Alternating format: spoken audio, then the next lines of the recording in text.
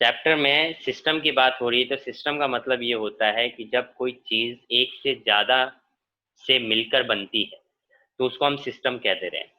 जैसे कि अगर हम बात करें, आजकल तो घरों में लैपटॉप होते हैं, पहले सिस्टम हुआ करते थे, मतलब पर्सनल कंप्यूटर हुआ करते थे, तो पर्सनल कंप्यूटर को हम सिस्टम भी कहते थे। अब सिस्टम क्यों कहते थे? क्योंकि वो सिर्फ अकेली एक चीज नहीं थी, उसमें मॉनिटर भी है, सीपीयू भी है, माउस भी है, कीबोर्ड भी है, ये सारे असेंबल होके एक कंप्यूटर बनाते थे। तो सब अलग अलग चीज मिलकर एक चीज बनाई है। तो जैसे ही जब अलग अलग चीजें मिलकर जब एक चीज बनाते हैं तो उसको हम सिस्टम कह देते हैं। ठीक है। एग्जाम्पल के लिए, अगर मैं एक बॉडी की बात कर रहा हूँ तो ये बॉडी एक सिस्टम है। किस सेंस में? क्योंकि इसके अंदर छोटे छोटे पार्टिकल्स हैं और वो पार्टिकल्स मिलकर इस बॉडी को बना रहे हैं, प्रिपेयर कर रहे हैं। तो इस प्रिपेयर तो जब मैं अगर इसको सिस्टम कहूंगा तो इसका मतलब मैं उनके उस बॉडी के अंदर जो पार्टिकल्स हैं उनके बारे में भी बात कर रहा हूँ। फॉर एग्जाम्पल, अगर दो बॉडीज हैं तो ये दो बॉडीज मिलकर एक सिस्टम बना रहे हैं। मतलब अगर मैं स्टडी करूंगा तो इन दोनों बॉडीज के बारे में स्टडी करूंगा कि मतलब इनका आपस में क्या रिलेशन है, कैसे एक दूसरे को इफेक्ट कर रहे हैं। तो इस तरीके से इसको हम सिस्टम कह देंगे। क्लियर सभी को? Yes sir. किसी को डाउट? Yes sir. प्रकृति समझ में आया? Yes sir. तो यहाँ पे सिस्टम का मतलब ये है। दूसरी कुछ चीजें मैं बता देता हूँ इस चैप्टर में जो हम मतलब लेट करके चलेंगे।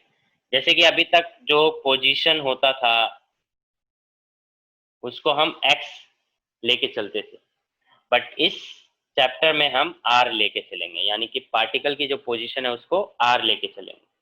तो एग्जाम्पल के लिए जैसे कुछ फॉर्मूलेज में चेंजेस आ जाएंगे, जैसे कि हम वेलोसिटी जो लिखते थे वो लिखते थे dx/dt, बट यहाँ पे क्या लिखेंगे? वेलोसिटी इज इक्वल टू क्या हो जाएगी? dr/dt। ठीक है। उसी तरीके से एक्सेलरेशन हम लिखते थे dv/dt, तो वो तो ठीक है, बट यहाँ पे कॉन्सेप्ट आएगा डबल डिफरेंशिएशन का। ठीक है। निक्की, आपको ये बात अगर समझ में, जहाँ पे जो पॉइंट ना समझ में आया तो वहीं पे आप बोल सकते हो कि ये पॉइंट समझ में नहीं आ रहा। ठीक है। ऐसे नहीं कि चुपचाप बैठे रहे। तो एक्सेलरेशन जो होता है वो dv/dt है, और ये वाला जो निकी जो पार्ट है, ये मैंने जो वीडियोस भेजे हैं उनमें रिलेटेड है, उन्हीं से इसको आप समझ सकते हो। तो वो पढ़ देखना आपको जरूरी है। तो v is equal to dx/dt, यानी कि v is equal to dr/dt इस चैप्टर में हम पढ़ेंगे वेलोसिटी का फॉर्मूला। और एक्सेलरेशन होता है dv/dt, और वेलोसिटी इज इक्वल टू क्या है? dr/dt। तो अगर इस v की जगह पे मैं पुट करूंगा तो क्या आ जाएगा? dr/dt। तो ऊपर d दो बार आ गया यानी d का स्क्वायर, और नीचे dt दो बार आ गया यानी dt का स्क्वायर। तो एक्सेलरेशन का एक फॉर्मूला क्या बन गया? d²r/dt², यानी कि डबल डिफरेंशिएशन ऑफ पोजीशन। ये क्या आ गया? Double differentiation of position. Double differentiation का मतलब है कि अगर आप r को एक बार डिफरेंशिएट करोगे तो आपको वेलोसिटी मिलेगा, और दोबारा डिफरेंशिएट करोगे तो आपको एक्सेलरेशन मिल जाएगा। और अगर इसको डायरेक्ट लिखना है, अगर डायरेक्ट लिखना है, यानी कि अभी तक आप एक्सेलरेशन को वेलोसिटी के सेंस में लिखते थे, बट अगर अब आपको एक्सेलरेशन को पोजीशन के सेंस में लिखना है तो आप इस फॉर्मूले को लिख सकते हैं, यानी कि डायरेक्ट पोजीशन के साथ रिलेशन दिखा सकते हैं कि एक्सेलरेशन कैसे आएगा। यानी कि आर का अगर आप दो बार डिफरेंशिएशन करोगे तो एक्सेलरेशन आपको मिलेगा। ठीक है। ये बात सबको समझ में आई? सर हम डिनोमिनेटर में d² क्यों नहीं लेते? dt² क्यों लेते हैं? dt, ये जो टर्म होती है ये पूरी एक टर्म होती है, ना कि d अलग है और t अलग है। ऐसा नहीं होता है। जब हम किसी चीज का डिफरेंशिएशन करते हैं तो देखो लिखने का तरीका हमारा ये होता है ना। कभी हम ये ऐसा लिखते हैं कि dx/d, कभी लिखा है? हमने नहीं लिखा ना। हमेशा नीचे जो होगा उसके साथ में कुछ ना कुछ टर्म होगा, तो वो पूरी एक टर्म होती है। मतलब कि इसके रिस्पेक्ट में डिफरेंशिएशन आप कर रहे हो, यानी कि टाइम के रिस्पेक्ट में डिफरेंशिएशन कर रहे हो। और यहाँ पे आप बोल रहे हो कि सिर्फ डिफरेंशिएशन कर रहे हो किसका? इसका। तो इसलिए ये जो टर्म होती है पूरी एक सिंगल टर्म होती है। वो डिपेंड करता है कि यहाँ पे टाइम है, आर है, एक्स है, किसके रिस्पेक्ट में कर रहे हो, बट ये पूरी एक सिंगल टर्म होती है, अलग अलग टर्म नहीं होती। इसलिए हम इसको dt स्क्वायर लिखते हैं, ना कि d स्क्वायर t स्क्वायर, मतलब कि ये पूरे का स्क्वायर है। ठीक है, ये ध्यान रखना। हाँ, ये पूरे का स्क्वायर होता है, सिर्फ t का स्क्वायर नहीं होता, ये सिर्फ t का स्क्वायर नहीं होता, ये पूरे का स्क्वायर होता है, dt का पूरे का स्क्वायर होता है। ठीक है। और कोई डाउट किसी को? क्लियर है सर। क्या है आगे? फोर्स का फॉर्मूला अभी तक आप पढ़ रहे थे, F is equal to mass into acceleration. Force is equal to क्या पढ़ते थे? Mass into acceleration. अभी आप पढ़ सकते हो फोर्स इज इक्वल टू क्या हो सकता है? मास। एक्सीलरेशन का फॉर्मूला आपने निकाला तो क्या आ गया? D square by D T square. तो यहाँ पे क्या आ गया? आर। ठीक है, तो एक फॉर्मूला अब ये भी आप लिखेंगे इस चैप्टर में। तो कुछ नए फॉर्मूलेज थे जो आपको पता होने चाहिए। इसमें अगर कोई डाउट है किसी को तो पूछिए। निक्की, अगर आपको भी कोई डाउट लगता है तो पूछिए, अदरवाइज इसको नोट कर लीजिए, फिर हम आगे कंटिन्यू करते हैं।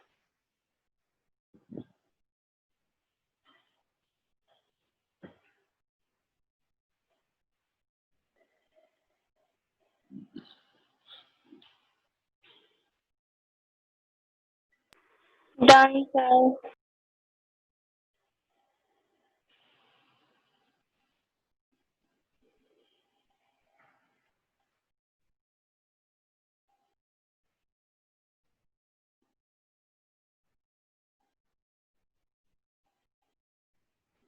Sir done.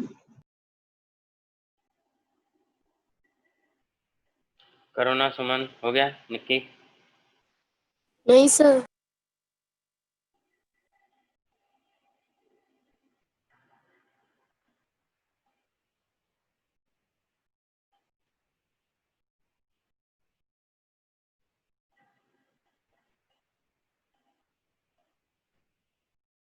Sir done.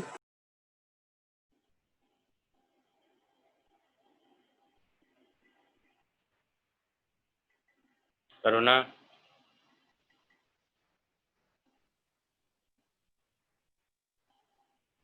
करुणा की आवाज गई, चैट पे लिखो। निक्की लिख लिया?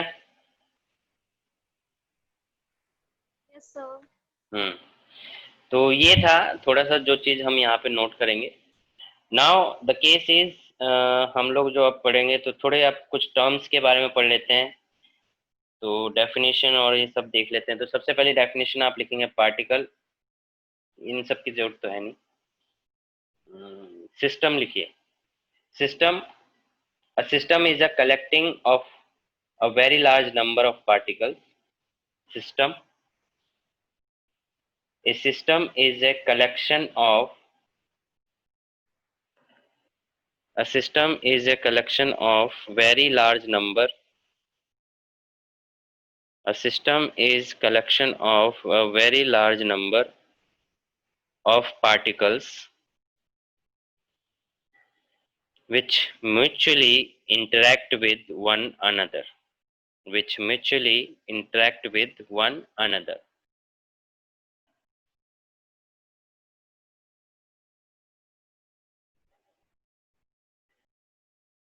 सर वेज के बाद क्या है? A system is a collection of very large number of particles which mutually interact with one another. Interact with one another. Mutually interact with one another. Next, internal forces. Internal forces.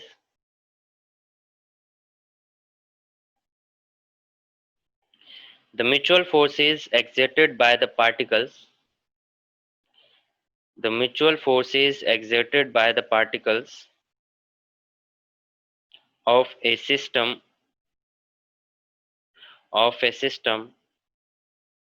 on one another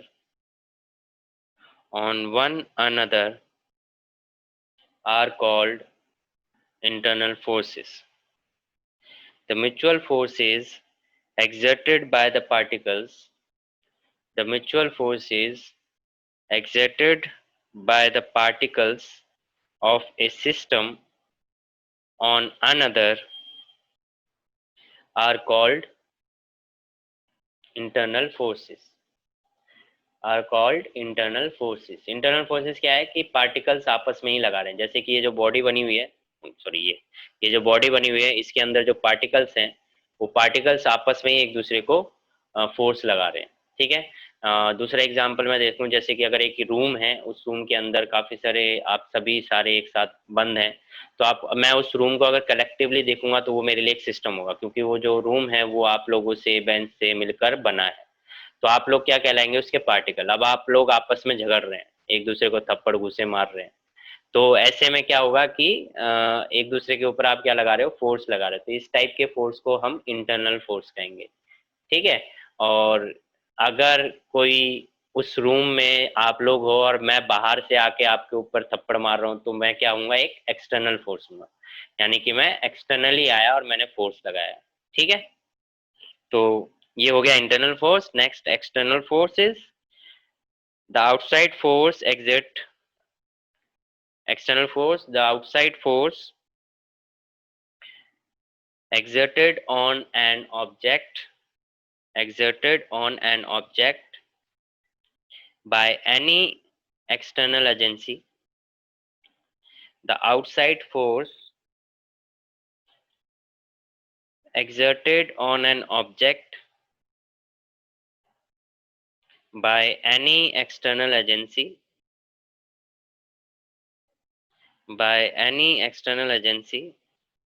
is called an external force.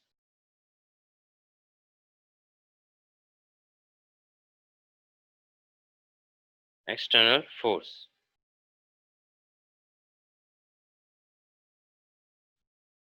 ठीक है, तो ये चीज हो गई कुछ terms छोटी छोटी। नेक्स्ट आ जाते हैं वो टर्म जिसके ऊपर ये पूरा चैप्टर हमने पढ़ना है।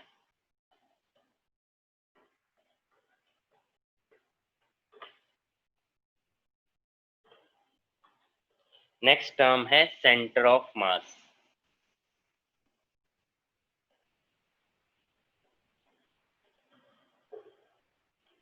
Next term is centre of मास। अब सेंटर ऑफ मास क्या है? सेंटर ऑफ मास बेसिकली किसी भी ऑब्जेक्ट का वो पॉइंट है जिस पॉइंट पे उस ऑब्जेक्ट का पूरा मास हम मान रहे हैं कि लाई कर रहा है। लाइक कि ये जो पेन है, इस पूरे पेन का जो मास है उसको हम मान लें कि किसी एक पॉइंट पे लाई कर रहा है या एक पॉइंट पे कंसेंट्रेटेड है, तो that point is known as centre of mass. ठीक है, और सेंटर ऑफ मास ये जरूरी नहीं है कि सेंटर में ही हो, ऐसा कोई लेना देना नहीं है सेंटर से। ठीक है, जस्ट इसका नाम सेंटर ऑफ मास है, बट ये एक इमेजिनरी पॉइंट है जिसमें हम मान रहे हैं, लेट कर रहे हैं कि पूरी बॉडी का जो मास है उस पॉइंट पे लाई कर रहा है, कंसेंट्रेटेड है। फॉर एग्जाम्पल के लिए अगर ये कोई बॉडी है तो उस बॉडी का जो सेंटर ऑफ मास है वो इस पॉइंट पे लाई कर रहा है, मतलब इसका सारा मास यहाँ पे कंसेंट्रेटेड है। जस्ट ये इमेजिनरी पॉइंट है, ऐसा होता नहीं है, जस्ट हम एक इमेजिन करके लेट कर रहे हैं। ठीक है, ऐसे ही अगर जैसे एक्स होता है या हैमर होता है, उस हैमर का अगर आप देखोगे तो सेंटर ऑफ मास कुछ इस पॉइंट पे लाई करेगा। ठीक है, इस पॉइंट पे लाई करेगा। तो ये क्या हो गया, सेंटर ऑफ मास, मतलब कि इस पूरे हैमर का जो पूरा मास है वो इस पॉइंट पे कंसेंट्रेटेड है, ऐसा हम मान रहे हैं, एक्चुअल में है नहीं। ठीक है, तो ये एक पॉइंट हो गया सेंटर ऑफ मास। क्लियर है सभी को? Yes sir. Yes sir. चलिए, अच्छी बात है, समझ में आ गया। तो अब डेफिनेशन लिखेंगे सेंटर ऑफ मास का।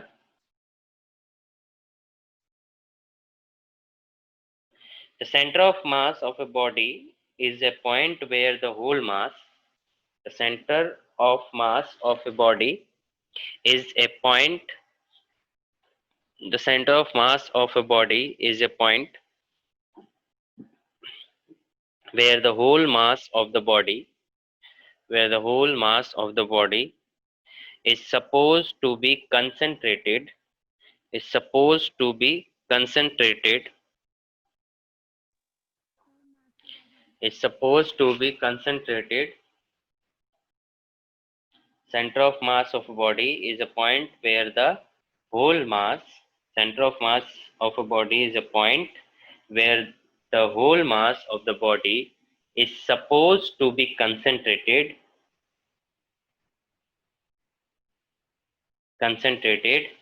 for describing its translatory motion. For describing its translatory motion.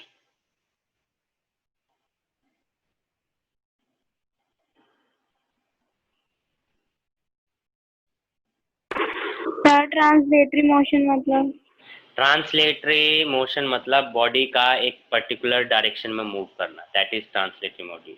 यानी कि जैसे कि अगर मान लो कि मैं हैमर की बात कर रहा हूँ, तो हैमर क्या है, ये हैमर है, इसी को मैं दिखा रहा हूँ, ये टी के हिसाब से दिखा रहा हूँ हैमर, ठीक है। अब ये एक डायरेक्शन है, तो जो हैमर मूव कर रहा है वो ऐसे मूव कर रहा है, ठीक है। तो क्या कर रहा है, सीधा, यानी कि हैमर के सारे पार्टिकल्स, क्योंकि पार्टिकल्स से मिलकर बना है, हैमर के सारे पार्टिकल्स एक पर्टिकुलर डायरेक्शन में मूव कर रहे हैं। या फिर एक बात करूं तो हैमर अभी ऐसे जा रहा है, फिर ऐसे होगा, फिर ऐसे होगा, फिर ऐसे होगा, मतलब घूमता हुआ जा रहा है, पर फिर भी जा कैसे रहा है, सीधा जा रहा है। तो ट्रांसलेटरी मोशन है, ठीक है। तो यानी कि सभी पार्टिकल्स का एक ही डायरेक्शन में मूव करना, दैट इज ट्रांसलेटरी मोशन। और रोटेटरी मोशन यानी कि सभी पार्टिकल का एक रोटेटरी यानी सर्कल में रोटेट करना, सर्कल में मूव करना, दैट इज रोटेशनल मोशन, ठीक है। Okay sir. हाँ, तो ट्रांसलेटरी मोशन ये है। अब अगर आप देखो तो जैसे कि अगर ये हैमर ये सीधा जा रहा है ना, ये हैमर क्या कर रहा है, सीधा जा रहा है, तो इसका जो सेंटर ऑफ मास मैंने क्या बोला कि ये वाला पॉइंट होता है, तो ये इसके अकॉर्डिंग यहाँ से जा रहा है। अब यहाँ पे देखो, अगर आप हैमर को कभी घुमाते हुए फेंकोगे तो वो कभी भी सेंटर पे नहीं घूमता है, वो हमेशा इस पॉइंट पे घूमता है। देखना, कभी नोटिस करना, इस पॉइंट पे घूमेगा। या घर में कोई ऐसी चीज हो जिससे आप, अगर आप नाइफ का भी एग्जाम्पल देख सकते हो, वाटर बॉटल का भी एग्जाम्पल देख सकते हो, वाटर बॉटल को थोड़ी खाली यानी कि मतलब थोड़ी सी भर के फिर उसको घुमाओ, तो वो देखना किसके अबाउट घूमेगा, उसके सेंटर के अबाउट घूमेगा कि जिस तरफ वेट ज्यादा है, जिस तरफ वाटर है उस साइड घूमेगा। ये तो आप करते हो ना, वो बड़ा ट्रेंड चल रहा था आजकल, ऐसे घुमा के फेंक के सीधा गिरने का, है ना। तो उसमें कैसे बॉटल घूमती है, वाटर के साइड से घूमती है, तो वो क्या है, सेंटर ऑफ मास के अबाउट रोटेट करना। वो एक केस है सेंटर ऑफ मास, तो उसके बेस पे यानी इसी कॉन्सेप्ट के बेस पे ये सेंटर ऑफ मास आया, और जिसके बेस पे और स्टडीज और केसेस किए गए कि यानी बॉडी का एक सेंटर ऑफ मास होता है जो कि एक सपोज टू बी कंसंट्रेटेड होता है, एक्चुअल में होता नहीं है, but suppose to be consider होता है कि उस पॉइंट पे सारा का सारा मास कंसंट्रेटेड होता है, तो बॉडी उसी के अलोंग या उसी के अबाउट रोटेट करती है, अगर रोटेट करेगी तो, ठीक है। क्लियर है सभी को? Yes sir. ओके, तो centre of mass versus centre of gravity, ये एक दो टर्म है, centre of mass and centre of gravity. देखो, सेंटर ऑफ मास की जब बात की जा रही है तो वहां पे सिर्फ मास की बात हो रही है, उस पर किसी फोर्स की बात नहीं हो रही है। सेंटर ऑफ ग्रेविटी की अगर हम बात करते हैं तो सेंटर ऑफ ग्रेविटी का मतलब है ग्रेविटी, मतलब कि फोर्स। तो अगर जैसे कि कई बार आपने देखा होगा कि आप नोटबुक को ऐसे फिंगर पे बैलेंस करते हैं, या पेन को आप बैलेंस करते हैं, या फिर सीसो झूला जो होता है उसको बैलेंस करते हैं, तो ये सब जो बैलेंसिंग पॉइंट होता है, वो बैलेंसिंग पॉइंट एक तरीके से सेंटर ऑफ ग्रेविटी आप कह सकते हो, कि बॉडी के हर एक पार्टिकल एक दूसरे को क्या कर रहे हैं, उस पॉइंट के अलोंग बैलेंस कर रहे हैं। जैसे कि अगर मैं नोटबुक की बात करूं, नोटबुक एक सिमेट्रिक शेप है, यानी कि वो यूनिफॉर्म शेप है, तो उसको जब भी आप बैलेंस करोगे तो एक सेंटर के पॉइंट से बैलेंस कर लेते हो, तो जिस पॉइंट पे आप बैलेंस कर पा रहे हो, that point is known as centre of gravity. But notebook के केस में सेंटर ऑफ मास और सेंटर ऑफ ग्रेविटी सेम होता है। ऐसा क्यों हुआ? क्योंकि जो नोटबुक है, नोटबुक एक एग्जांपल दे रहा हूँ, आप उसके शेप की कोई भी ऑब्जेक्ट या शीट या पैड ले सकते हो, तो नोटबुक की अगर आप शेप देखो, ज्योमेट्री देखो, तो वो सिमेट्रिक है, यानी कि यूनिफॉर्म। ऐसा नहीं है कि किसी साइड ज़्यादा मास है या किसी साइड ज़्यादा चौड़ा है, ब्रेथ ज़्यादा है, लेंथ कम है, यूनिफॉर्म। तो ऐसे में जब यूनिफॉर्म होता है तो उसका जब भी आप सेंटर निकालोगे तो ज्योग्राफी उसका ज्योमेट्रिकल सेंटर पे ही आएगा। तो इसलिए जो नोटबुक है उसका सेंटर ऑफ ग्रेविटी और सेंटर ऑफ मास सेम पे है, सेम पॉइंट पे है। बट कई केसेस में अर्थ पे, मोस्टली अर्थ के केसेस में अगर आप देखोगे, यानी कि कोई भी ऑब्जेक्ट जो अर्थ पे है, बहुत ज़्यादा बड़े अमाउंट में नहीं, छोटे अमाउंट में भी अगर अर्थ के ऊपर है या किसी प्लैनेट के ऊपर है, तो उसका सेंटर ऑफ मास और centre of gravity almost same ही निकलेगा। क्योंकि जो मास और ग्रेविटी का रोल है वो नेगलेक्ट मतलब सेम ही पॉइंट पे आ जाते हैं, ज़्यादा फर्क नहीं पड़ता है। जैसे कि अगर मैं एक बॉडी की बात करूं जिसमें जैसे हैमर का ही मैंने बताया कि एक तरफ मास ज़्यादा है और लकड़ी का तो वेट ही नहीं होता है, तो सेंटर ऑफ मास उस तरफ शिफ्ट हो गया जिस तरफ मास ज़्यादा है। तो सेंटर ऑफ मास इस चीज़ पे डिपेंड करता है कि मास का डिस्ट्रीब्यूशन किस साइड है। ठीक है, तो सेंटर ऑफ मास भी उधर ही शिफ्ट हो जाएगा। और आपको पता है कि अगर आप वेट निकाल रहे हैं, ग्रेविटी का फोर्स निकाल रहे हैं, तो ग्रेविटी का फोर्स होता है मास इंटू जी। ग्रेविटी का फोर्स क्या होता है? मास इंटू जी, यानी M G, F is equal to M G. यानी कि जी तो कांस्टेंट वैल्यू है, दैट इज 10। मास जितना ज़्यादा होगा उतना ज़्यादा फोर्स होगा, यानी कि जिस तरफ मास की वैल्यू ज़्यादा होगी उसी तरफ फोर्स भी ज़्यादा होगा। तो इस तरीके से सेंटर ऑफ ग्रेविटी भी उसी तरफ शिफ्ट हो जाता है। तो इन ऑन सारा कुछ मिला के मैं ये समझाना चाह रहा हूँ कि सेंटर ऑफ ग्रेविटी और सेंटर ऑफ मास में डिफरेंस ये है कि सेंटर ऑफ मास मास के बारे में बात कर रहा है, जबकि सेंटर ऑफ ग्रेविटी फोर्स के बारे में बात कर रहा है। सेंटर ऑफ ग्रेविटी ये बात आ रहा है कि उस बॉडी के ऊपर जो फोर्स लग रहे हैं वो उस पॉइंट के अलोंग एक्ट करेगा जिसकी तरफ वो बैलेंस कर सकता है। जैसे कि मैंने नोटबुक को बैलेंस करने का एग्जाम्पल दिया, तो वो सेंटर ऑफ ग्रेविटी हो गया। और सेंटर ऑफ मास भी उसमें वही है क्योंकि बॉडी सिमेट्रिक है। एक एग्जांपल जिसमें डिफरेंट होने का केस है, जैसे कि आप माउंटेन ले लीजिए। माउंटेन की शेप आप जिस हिसाब से देखें तो उसका जो सेंटर ऑफ मास और सेंटर ऑफ ग्रेविटी अगर आप चेक करोगे तो वो थोड़ा डिफरेंट मिलेगा आपको। ठीक है, सेंटर ऑफ मास थोड़ा नीचे मिलेगा, सेंटर ऑफ ग्रेविटी थोड़ा सा ऊपर मिल जाएगा। तो ये थोड़ा सा डिफरेंस है।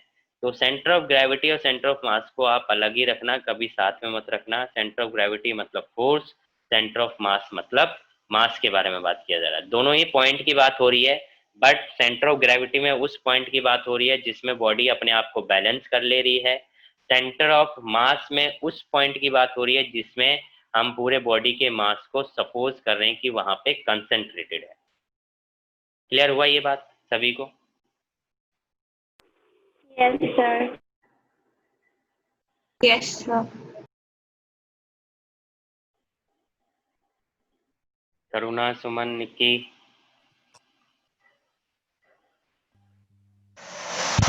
Yes, sir. ये हो गया आपका centre of mass versus centre of gravity, जो आपको समझना था। ठीक है, तो हम बात कर रहे थे सेंटर ऑफ मास की। अब आता है सेंटर ऑफ मास का फॉर्मूला। सेंटर ऑफ मास का फॉर्मूला जो है और उसकी डेरिवेशन भी है, कैसे कैसे निकलता है। डायरेक्ट फॉर्मूला अगर देखोगे तो सेंटर ऑफ मास यानी कि पोजीशन, हम सेंटर ऑफ मास को आर से डिनोट कर रहे हैं, मतलब बेसिकली पोजीशन है।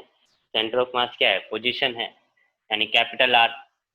तो जो आर का फॉर्मूला बनता है वो क्या बनता है? m1r1 प्लस m2r2 अपॉन में m1 प्लस m2। ये दो पार्टिकल के लिए है। ठीक है, पहले पार्टिकल का मास, पहले पार्टिकल की पोजीशन, पहले पार्टिकल का मास, दूसरे पार्टिकल का मास, दूसरे पार्टिकल की पोजीशन, और दोनों पार्टिकल का टोटल मास मिला के। तो इस तरीके से ये सेंटर ऑफ मास आ गया पूरे बॉडी का। अब इसकी डेरिवेशन आती है, तो डेरिवेशन आती है तो उसको समझेंगे। डेरिवेशन मेन डेरिवेशन है, फॉर्मूला तो इजी है।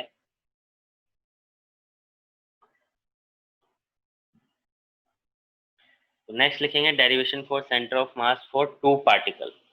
कई सारे पार्टिकल्स का बन सकता है पर हम डेरिवेशन टू पार्टिकल्स के लिए कर रहे हैं, तो इस चीज़ का ध्यान रखें। Centre of mass of two particle system, ठीक है, इसको हम एब इनिशियो मेथड कहते हैं। क्या कहते हैं? एब इनिशियो मेथड। जो इससे हम करने जा रहे हैं उसको एब इनिशियो मेथड या एब इनिशियो भी कहते हैं।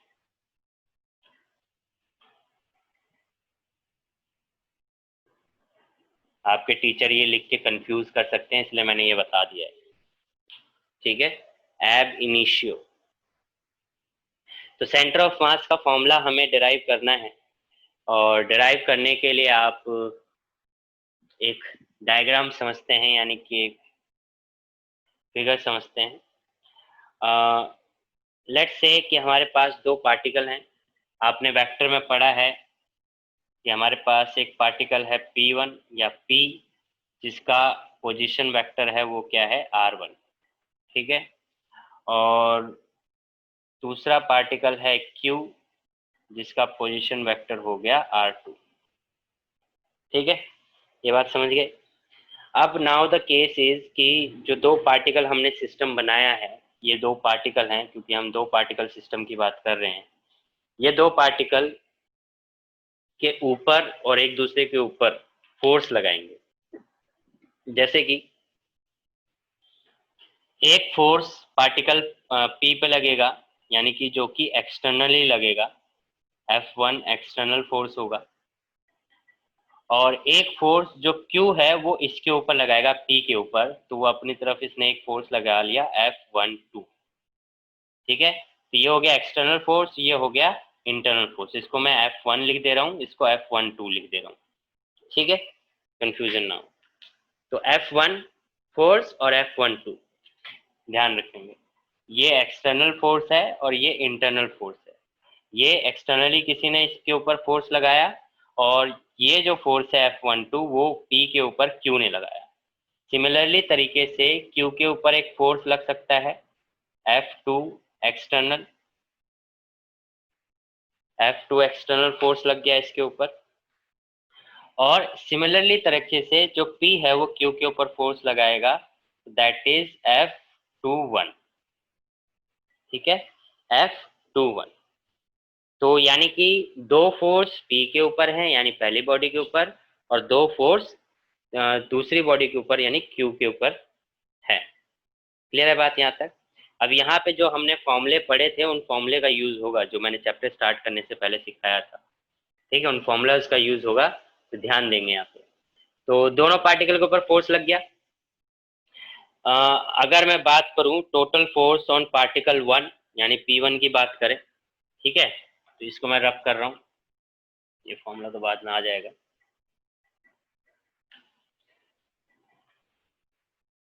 Total force on particle P, तो वो क्या होगा आपके पास, टोटल फोर्स जो P के ऊपर आया, दैट इज F1, कितना आया आपके पास, पार्टिकल के ऊपर जो फोर्स आया वो कितना आया, F12, जो कि इंटरनल फोर्स है, प्लस F1 एक्सटर्नल फोर्स। ये दो फोर्स किसके ऊपर लगे, पार्टिकल P के ऊपर, वेयर जो F12 है वो force on P due to Q है, force on P due to Q, ठीक है। नेक्स्ट, उसके बाद हम निकालेंगे total force on particle Q, total force on particle Q।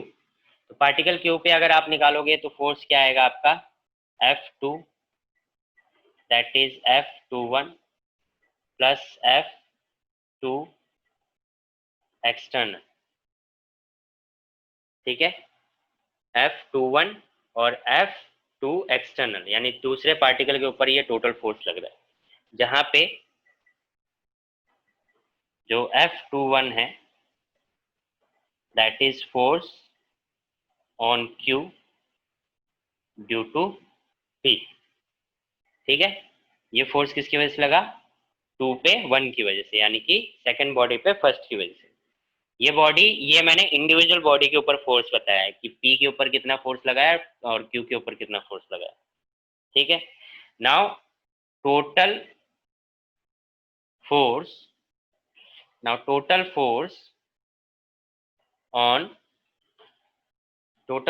On system, क्योंकि ये दो पार्टिकल मिलकर क्या बना रहे हैं, सिस्टम बना रहे हैं। तो इस सिस्टम के ऊपर फोर्स क्या लगा, दैट इज F टोटल जो निकाल रहे हो वो आएगा F1 प्लस F2, है ना। पहली बॉडी के ऊपर जो टोटल फोर्स है और दूसरी बॉडी के ऊपर जो फोर्स है, उन दोनों को हम सबको क्या कर देंगे, ऐड कर देंगे, तो आपको टोटल फोर्स सिस्टम के ऊपर मिल जाएगा। तो वैल्यूज अगर पुट करते हो तो जो F टोटल है दैट इज F1 के ऊपर आपके पास है F12 plus F1 external plus आपके पास हो जाएगा F21 प्लस F2 एक्सटर्नल। यहाँ तक बात क्लियर है सभी को? Yes, sir. Yes sir. Nikki बात समझ में आ रही है? सर एक बार और रिपीट कर दीजिए। टोटल फोर्स निकाल रहे हैं तो हम सबसे पहले देख रहे हैं कि पी बॉडी के ऊपर टोटल फोर्स क्या लग रहा है।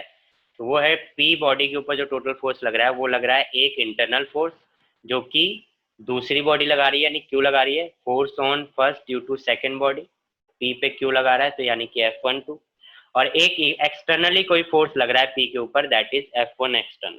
ठीक है, ये दो फोर्स पी के ऊपर लग रहे हैं। फिर उसी तरीके से क्यू बॉडी के ऊपर जो टोटल फोर्स लग रहा है वो क्या लग रहा है, internal force that is F21 जो कि सेकेंड बॉडी लगा रही है क्यू पे। ठीक है, और F2 एक्सटर्नल यानी कि जो एक्सटर्नली इसके ऊपर लग रहा है that is F21 and F2, ये दो फोर्स इसके ऊपर लग रहे हैं। अभी ये दोनों मिलकर क्या बना रहे हैं, सिस्टम, यानी P और Q मिलकर क्या बना रहे हैं, सिस्टम बना रहे हैं। अब इन सिस्टम के ऊपर अगर टोटल फोर्स निकाले तो इन सबको क्या करना पड़ेगा, ऐड। तो मतलब कि टोटल फोर्स ऑन सिस्टम अगर निकालूंगा तो क्या कर दूंगा, इस F1 और F2 को ऐड कर दूंगा। तो F1 और F2 को ऐड कर दिया, F1 की वैल्यू ये है, पुट कर दिया, F2 की वैल्यू ये है, पुट कर दिया। क्लियर? सर F21 तो P की डायरेक्शन में है तो वो Q P पे लगाया मतलब अट्रैक्ट कर रहा है ना, अपनी तरफ खींच रहा है। मैं आपको पकड़ के खींच रहा हूँ तो मैं आपको अट्रैक्ट कर रहा हूँ ना। F12 यानी Q ने, मतलब मैं Q हूँ और आपको मैंने पकड़ के खींचा तो मैंने फोर्स लगाया, तो force on first due to second, आपको खींच लिया। Okay sir. निक्की आप क्या कह रहे थे?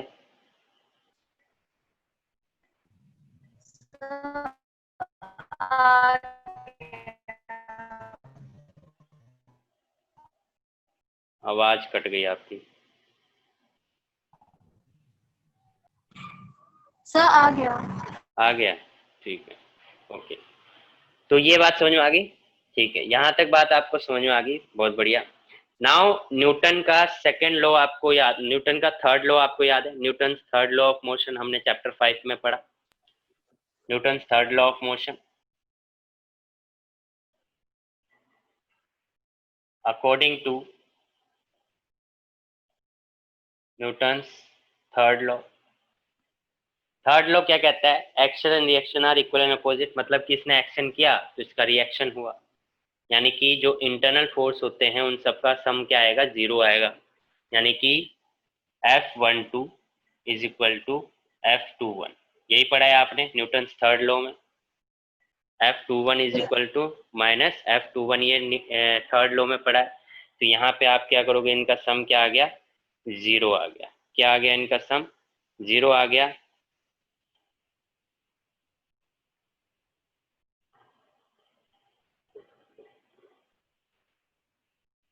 सो अगर इसको इक्वेशन 1 डाल दूं तो फ्रॉम इक्वेशन 1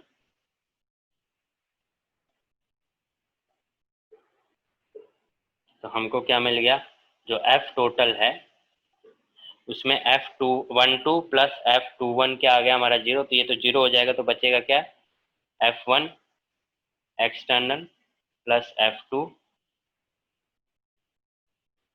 एक्सटर्नल। ठीक है, इतनी बात क्लियर है? अब आपको अगर याद हो तो मैंने फोर्स का फॉर्मूला बताया था जो इस चैप्टर में हम यूज करेंगे।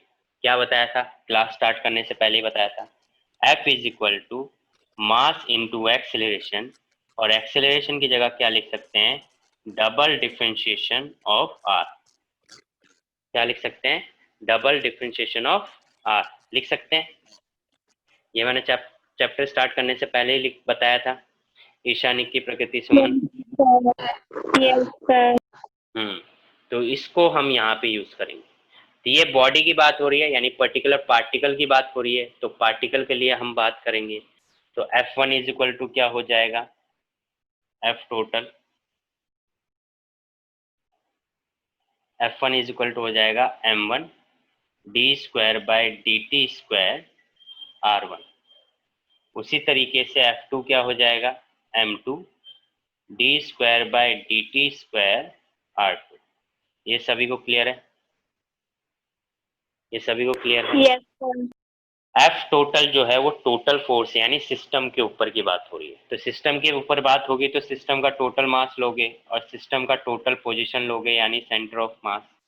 तो इसके लिए भी इसके अकॉर्डिंग जो फॉर्मूला बनेगा वो क्या बनेगा, कैपिटल M और D square by D T square, but इस बार कैपिटल R आ जाएगा।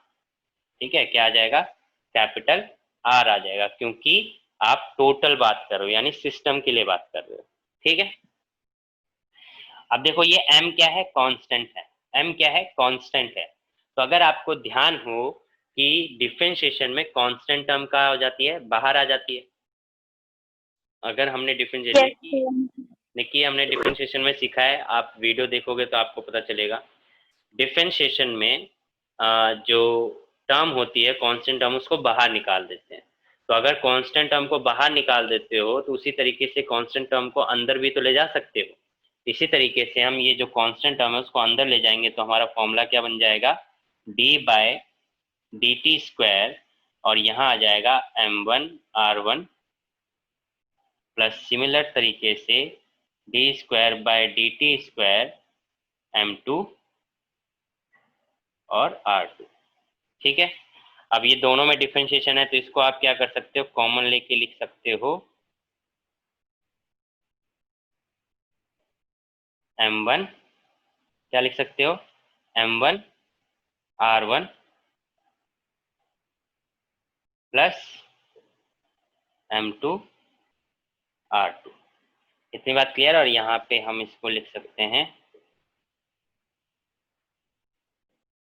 D square R centimetre centre of mass upon में, ये सेंटर ऑफ मास है COM, ध्यान रखना COM अपॉन में DT स्क्वायर।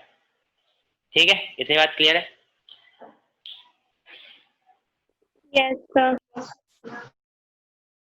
इसको जल्दी से नोट कर लो, मैं फिर ये वाला पार्ट रब करता हूँ, इसको नोट कर लीजिए। ये आगे आगे थोड़ा सा कंटिन्यू होगा, ज़्यादा छोटा कर दूंगा तो दिखेगा नहीं, दिख सकता है वैसे, ट्राई करते हैं। तो इसको हम क्या लिख सकते हैं, इसको हम लिख सकते हैं D square by D T square R centre of mass is equal to 1 by M differentiation upon में D T square M1 R1 plus M2 R2। ये हो गया एक स्टेप हो रहा है, दो स्टेप हो रहे हैं, तो इसके आगे आगे कंटिन्यू होगा। इसको रब लोड कर लीजिए, फिर मैं रब करके इसको कंटिन्यू करते हैं। और किसी को यहाँ तक अगर किसी स्टेप में डाउट हो रहा है तो वो पूछ सकता है।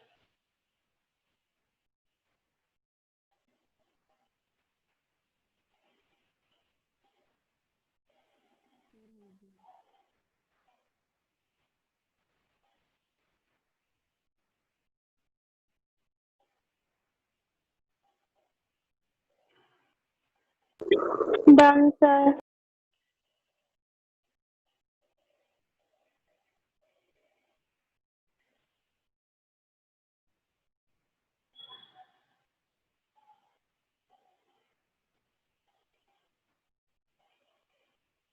Sir done.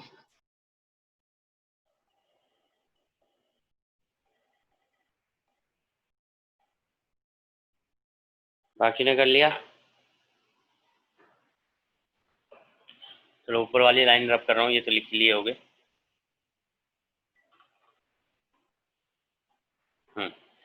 तो यहाँ से अगर आप देखो तो ये जो M है ये भी क्या है, कांस्टेंट है, टोटल मास ऑफ बॉडी है। तो अगर यही कांस्टेंट है तो अगेन वही बात, डिफरेंशिएशन में अगर हम बाहर निकाल सकते तो अंदर भी ले जा सकते हैं।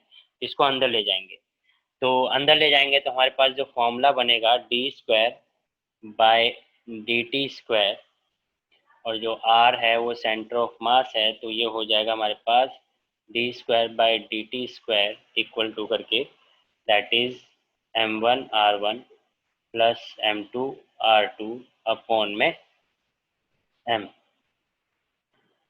तो अगर आप लेफ्ट हैंड साइड और राइट हैंड साइड को कंपेयर करोगे तो ये तो डिफरेंशिएशन है, यानी कि अब ये टर्म अगर सेम है तो ये भी टर्म सेम होनी चाहिए, अंदर वाली टर्म। तो ये वही बात ही होगी, according to principle of homogeneity we can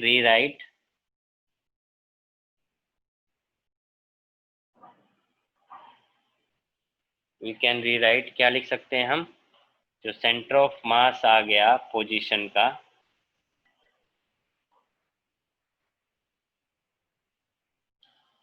वो क्या आ गया, m1r1 प्लस m2r2 अपॉन में total m is equal to क्या है, कैपिटल M आ गया, और where capital M is equal to क्या हो जाएगा आपका,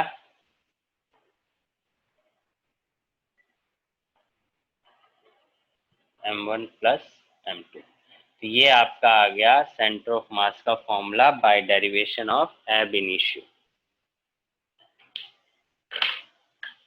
क्लियर? किसी पॉइंट पे कोई बात नहीं समझ में आई है तो पूछ सकता है वो।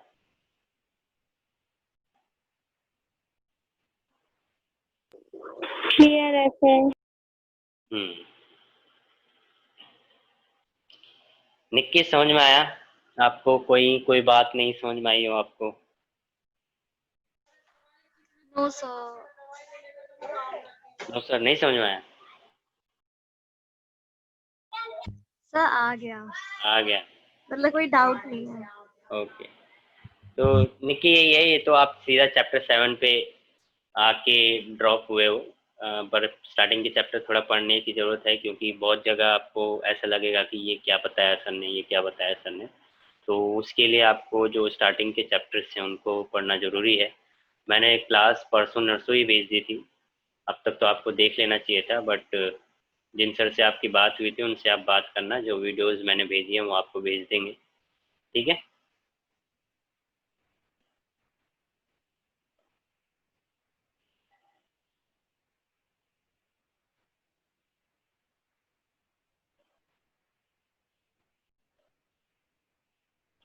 और क्लास पीटीएस 4 बजे ही होती है, तो नेक्स्ट क्लास आपकी थर्सडे को होगी 4 बजे, तो आप ज्वाइन कर लेना, लिंक सेम है।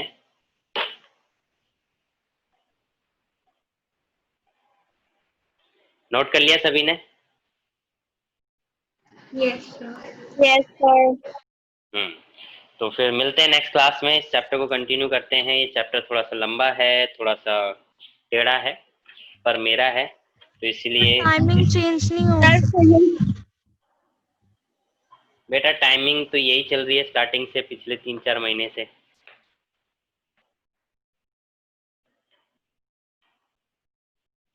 क्या इशू हो गया? Okay sir.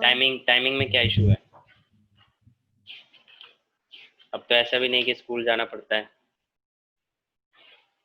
ठीक है? तो इस चैप्टर को थोड़ा ध्यान से पढ़ेंगे और रिवाइज कर करके पढ़ेंगे, क्योंकि यहाँ पे बहुत सी चीज़ें आपको नहीं पता चलेंगी। मतलब ऐसी कोई चीज़ नहीं है कि इसमें बहुत सी चीज़ें ऐसी होंगी जो आपने पहले नहीं पढ़ी होंगी, आप नया पढ़ रहे होगे, न्यू कॉन्सेप्ट, न्यू चीज़ें आप पढ़ रहे होगे, तो you have to revise in regular way. तो आपको बार बार, जब क्लास के बाद, जैसे कि कल क्लास नहीं है तो कल एक बार देख लेना कि आज क्या पढ़ा है।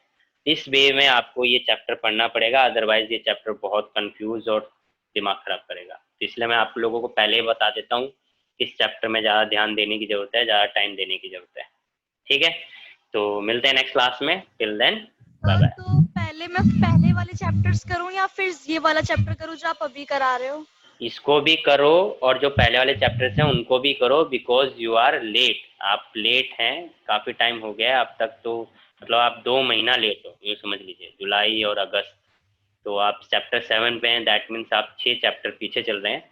तो आपको कवर अप करना पड़ेगा, थोड़ी सी मेहनत ज़्यादा करनी पड़ेगी, डबल टाइम देना पड़ेगा। मैं भी दूंगा, बट वही बात है कि आप जब तक आगे से नहीं डाउट पूछोगे तो मेरे को भी पता नहीं चलेगा। तो आप उन क्लासेस को देखो, मेरे से आप नंबर ले लेना सर से, मेरे को मैसेज कर देना, मैं वीडियोस भेजता रहूँगा। तो आप वो क्लास देखो, उसमें जो डाउट है आप क्लास में आके उन डाउट्स को क्लियर करो, जो भी उसमें नहीं समझ में आ रहा है। और ये जो क्लास चल रही है उसको साथ कंटिन्यू करते रहो, नहीं तो फिर बहुत पीछे हो जाओगे, ठीक है? Okay sir. चलिए फिर मिलते हैं, bye bye. Have a good day, sir. Same to you.